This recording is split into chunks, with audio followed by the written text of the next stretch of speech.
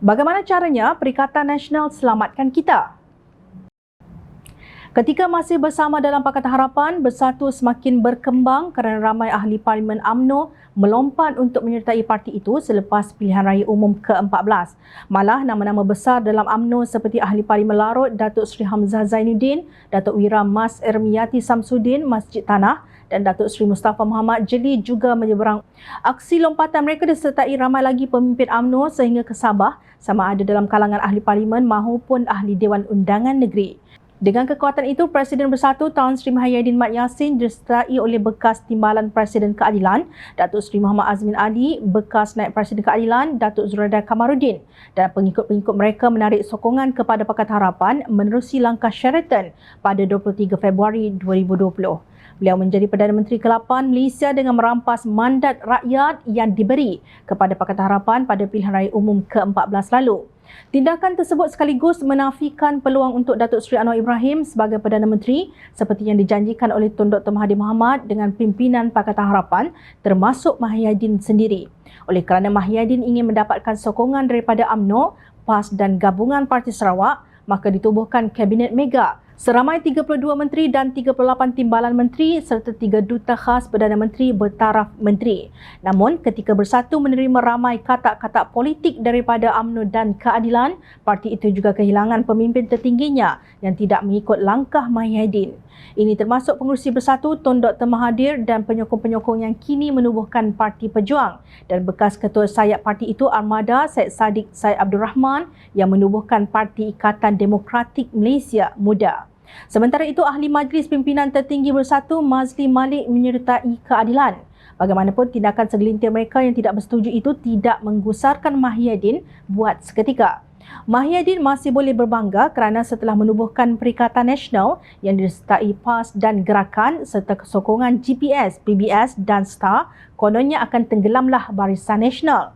Namun, apa yang diharapkan tidak menjadi apabila UMNO Barisan Nasional menarik sokongan kepada Perikatan Nasional pada Ogos 2021. Akibatnya, Muhyiddin terpaksa meletakkan jawatan sebagai Perdana Menteri Malaysia dan tugas itu diambil oleh Naib Presiden UMNO Datuk Seri Ismail Sabri Yaakob.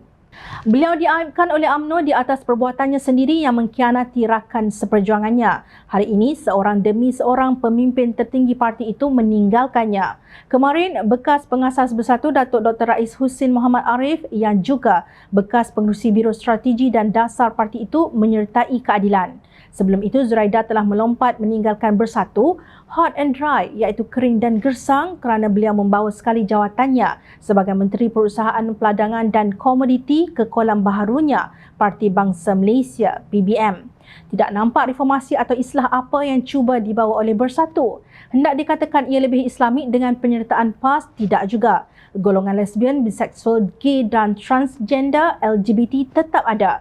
Pemandu mabuk semakin menjadi-jadi kerana kilang dan kedai arak masih beroperasi seperti biasa.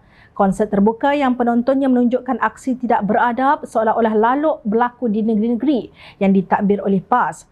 Sementara itu, cabutan nombor ekor kembali ke 22 kali setahun setelah diturunkan oleh Kerajaan Pakatan Harapan kepada 8 kali setahun.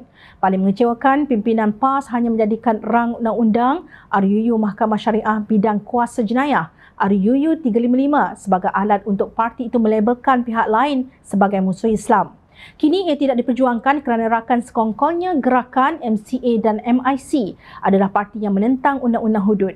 Muhyiddin berteriak bahawa Perikatan Nasional mahu menentukan masa depan rakyat dan negara yang lebih baik, cemerlang dan gemilang.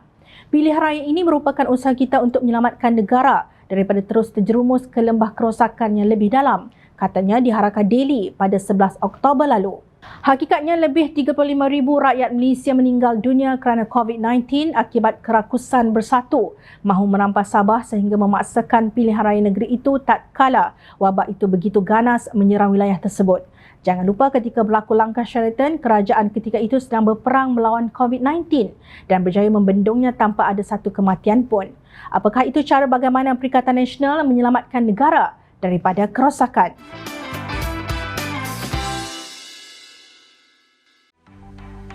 Mencari maklumat dan berita politik yang bebas, kupasan yang tepat, panas. Dapatkannya secara eksklusif hanya di Jom Channel. Komitmen kami, perentasan berita Isnin hingga Jumaat. Melalui cara dan isu semasa, kami garapkan secara langsung. Panel-panel berkaliber dan profesional. Interaktif, pandangan anda kami raikan. Jangan lupa bersama kami di setiap hujung minggu dalam edisi khas mingguan. Jom channel, moving forward, sharing a new experience.